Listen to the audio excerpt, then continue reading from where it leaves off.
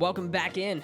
Little LinkedIn lead generation. This has been a masterclass we've been putting together. Sorry, we kind of missed a week with the masterclass. That's my fault. I completely messed up one of the recordings, and so we had to reshoot. So we're back. We're talking LinkedIn today, and I want to give you guys a little bit of a hard work alert here. This is not an easy lead gen system to implement, but it does become very effective the more that you do it. Now, this is going to be a two-parter on the LinkedIn side because I want to show you the organic side first because you have to run these in tandem.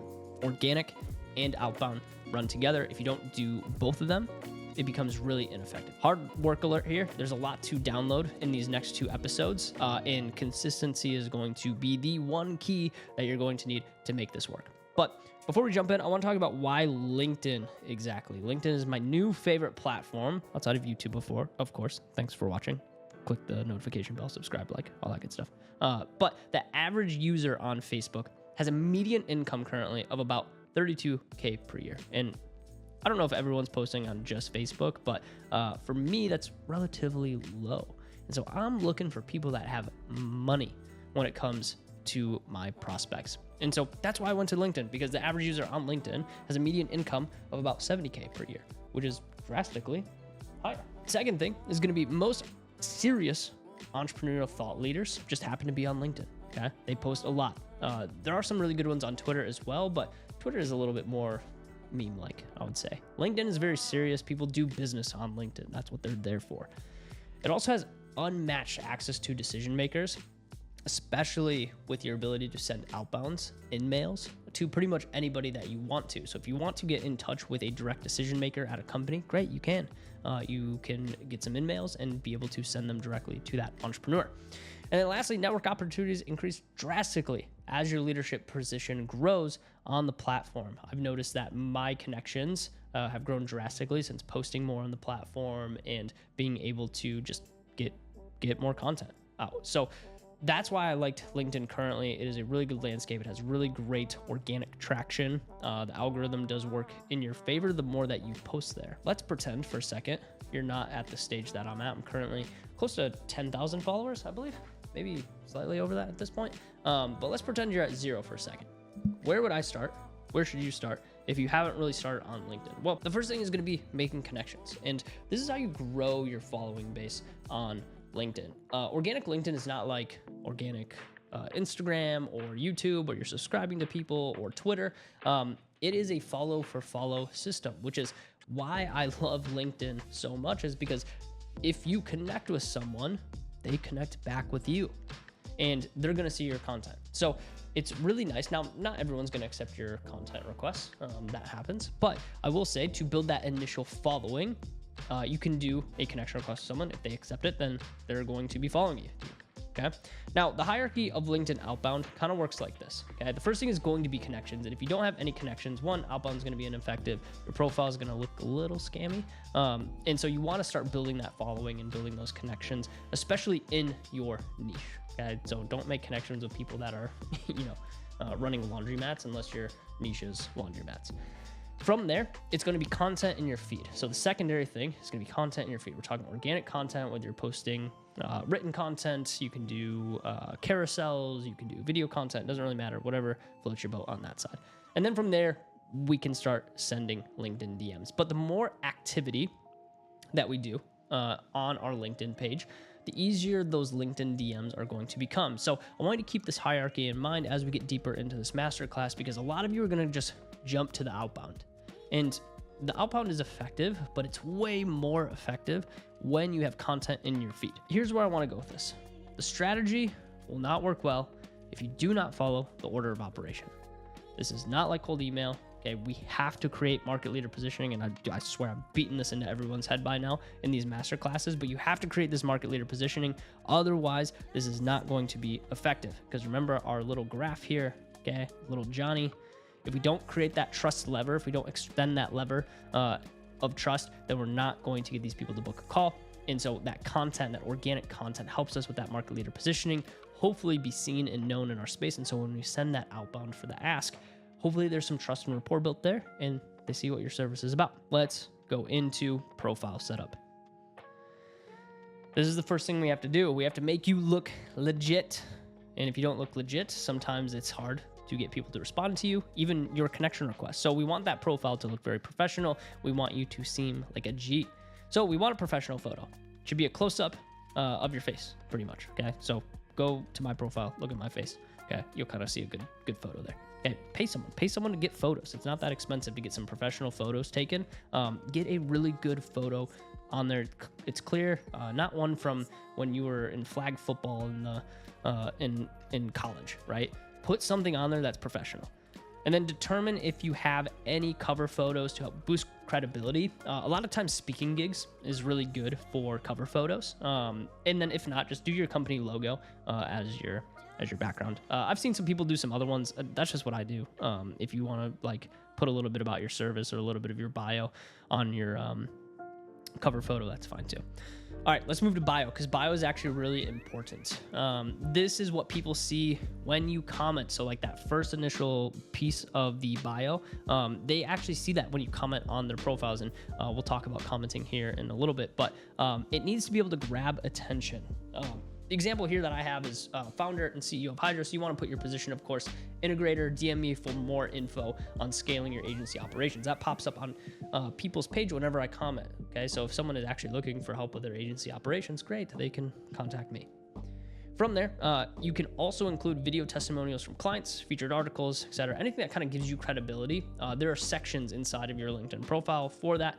Recommendations is really good as well. So make sure you guys are just starting to push some of those video testimonials and things on your page. Just gonna help build that credibility. And then lastly, guys, please do not call yourself an expert or guru. It's cheesy. It's gonna turn people away, and chances are you're not an expert or guru anyway. So with that being said, don't do that. But call yourself something cool, like an integrator. That's cool. Then from there, we have to reflect on our market leader positioning a little bit. If you haven't done this yet, this is literally one of the first episodes that we did in this LinkedIn Masterclass. If you haven't done that yet, okay, watch the rest of this. Give me the watch time. But then go back and do the market leader positioning. From our market leader positioning, I'm the CEO and founder of XYZ Agency, organic media firm servicing 6, 7, 8-figure female entrepreneurs that have an underdog story. That's a very specific one. I just made that up. How we can help you, insert your services. I'll speak to organizations on X, Y, and Z. Maybe it's content curation. I don't know, just throwing out buzzwords. For more information, shoot me a message or visit our website. Yeah, you can drop your website link there. Okay, that's an example of an about section that would be pretty decent. Okay, and we make changes to that all the time. Here's a little example of my profile. Okay, you can also go to my profile. Just look up Joshua Johnston. I will probably be the first one that pops up. All right, after that, we're gonna start making connections. So once your profile's set up, start making the connections. And we have to build these connections specifically in your niche. So start with simple searches for the job title of the decision maker you're trying to get a hold of. The one that I have as an example over here is just VP of marketing. So you can see here, there's a bunch of VPs of marketing for a bunch of different brands. And you can do this with multiple different brands if you want to search a little bit deeper down. You can even do like e-com brands if you're going for e-commerce or whatever position you're looking for. Larger companies, we're looking for C-level employees. So if you guys are working Fortune 1000, Fortune 500, marketing, brand, social departments, okay, we're looking for people that are running those. Smaller companies, we're looking often for founders, marketing managers, marketing coordinators, those types of positions. So just know who you're targeting. If you're not targeting the Fortune 1000 type companies, then chances are you're not going to be looking for the, C-suite level positions, your CMOs, your COOs, CEOs, things like that. Now, some people will call themselves CEOs, so keep CEO potentially in there, but a lot of times we're looking for, on the smaller company size, those managers type positions. And then depending on your niche, you may find more or less. Okay. And then the fifth point here, if you guys set up a message properly, you don't really need to overcomplicate that initial message that you sent on that connection request. I just send the connection request. I don't even put a message in there. So either do that option, or the second option, if you want to send a message, hey, Dale, I saw both of us work in digital marketing. Would love to connect. Okay, we're not pitching here. We're not dropping anything. We're just starting to build connections. So once again, do not pitch. Ask them for their opinion on something sometimes. That can be helpful as well. Make it easy for them. Remember, we're looking to find decision makers. And here's the key in the blue boxes here. 25 connection requests per day has to happen, okay? utilize all your connection requests. You will run out at the end of the week, but utilize as many connection requests as you can per day. I would say about, I don't know, anywhere between 60-ish, 70% of people will connect with you, which is awesome. And so you can really quickly start to grow a following on LinkedIn if you just do this. But here's the thing, people give up. And honestly, the majority of people watching this video will give up before even trying this. So don't be one of those people. Just do it. Okay. It doesn't take much time. Eventually you can get a VA to do it for you. Okay. Cost you a couple $100 a month to have a VA send connection requests for you. And then eventually they can do the other stuff that I'm going to teach you. Oh, look at that. I even put that right here. It can easily be delegated to an EA or a VA. So make sure you do that because you should be focusing on probably higher leverage activities than that. All right, let's talk about content in your feed. So we talked about making connection requests, okay? Profile, connection requests, content, okay? Follow the order of operation. It will work much better. Let's talk about idea generation, because this is the thing that people really struggle with is eventually they feel like they run out of ideas. And I'm going to show you guys how I don't run out of ideas ever. Even though I will be transparent. I do run out of ideas sometimes, but this really helps me make sure that I have a consistent flow of content coming out. Content matrix, 4 main points here. We're talking lessons and learnings as the first point. What are you seeing inside of your ad accounts right now? What are you seeing inside of your creative accounts right now? What creative formats are working for your clients? How can businesses attract better leads?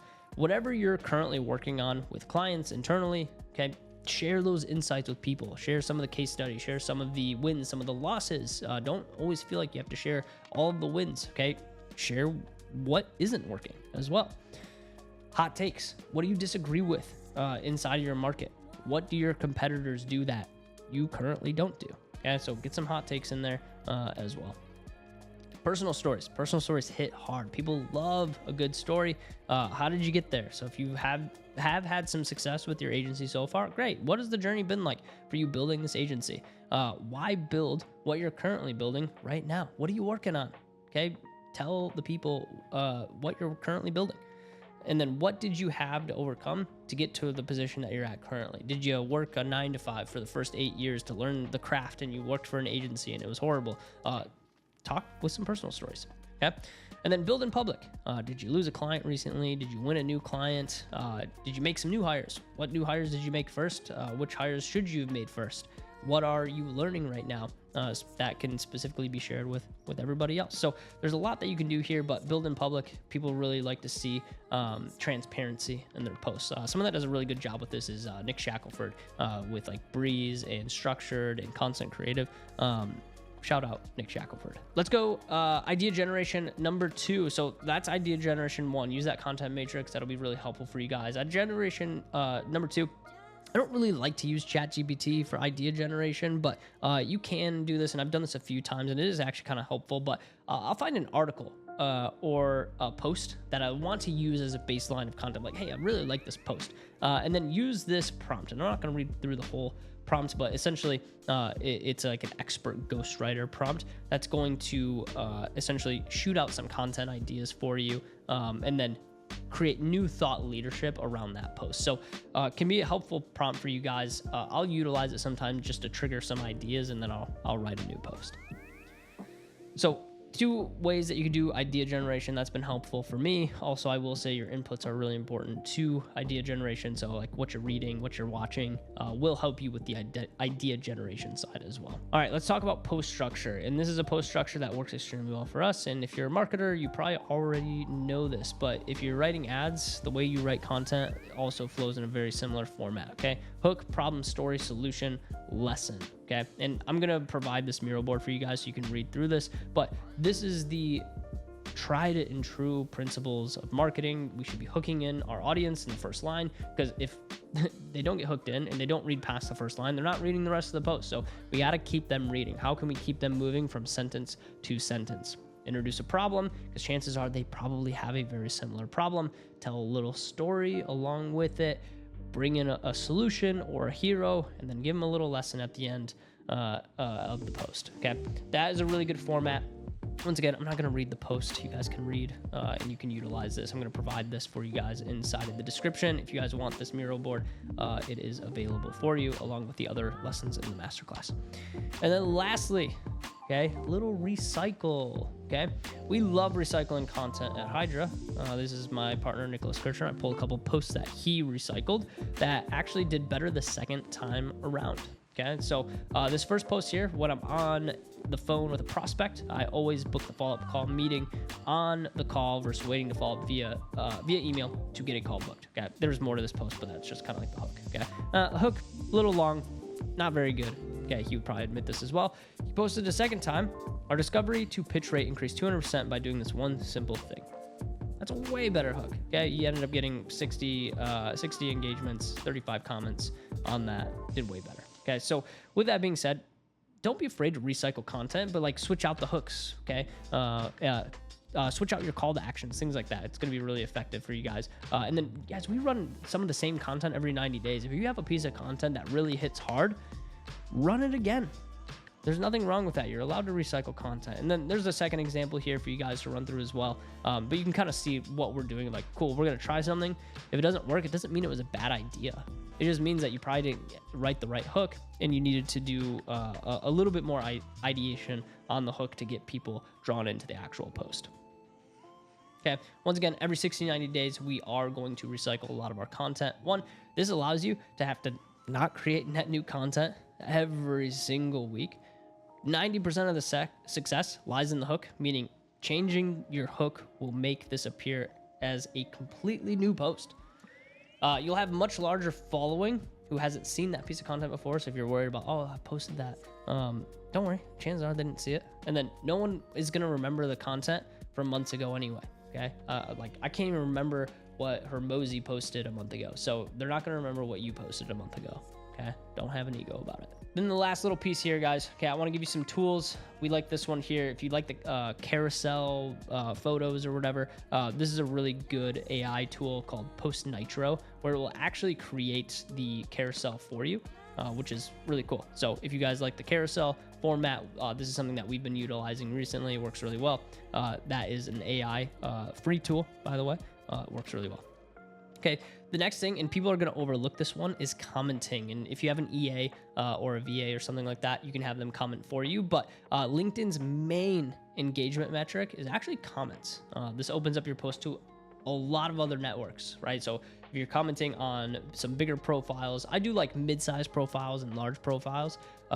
It's going to essentially open the doors to a lot of different people. And LinkedIn kind of operates like a click, where a lot of the big creators are all commenting on other big creators' posts. And so really the only way for us to break through and make some noise is comment on their post consistently. And a lot of times they'll end up returning the favor. Now, if they're a really large account, right? Like if you're commenting on Hermosi, or if you're commenting on, Gary Vaynerchuk, chances are they're probably not going to come back and comment on your stuff. But we're looking for like mid-sized creators in the space that, we can stay consistent and comment on, and hopefully they comment back. And that's where a ton of traction comes, when someone else comments on your post. And then the more you engage, the better your results are going to be and the faster you're going to grow. So have your EA or VA comment for 1 to 2 hours per day. That's what we have our VAs doing right now, 1 to 2 hours a day of commenting on other people's posts. It's grown our profiles. And then lastly, here's your daily workflow. Here's your homework assignment. Go do this, deploy. If you don't deploy, then it doesn't work. But the only way it's possible to be consistent is to have a measure of what success looks like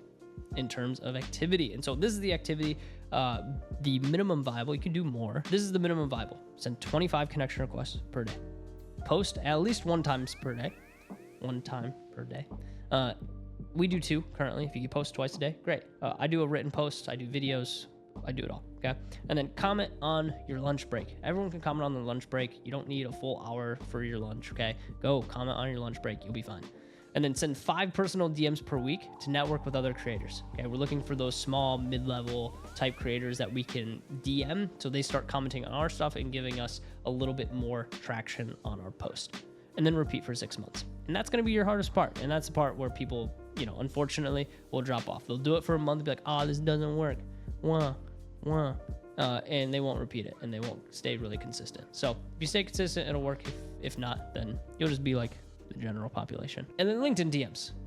We'll talk about that in the next masterclass. So this is the organic masterclass. DMs will be on the next one.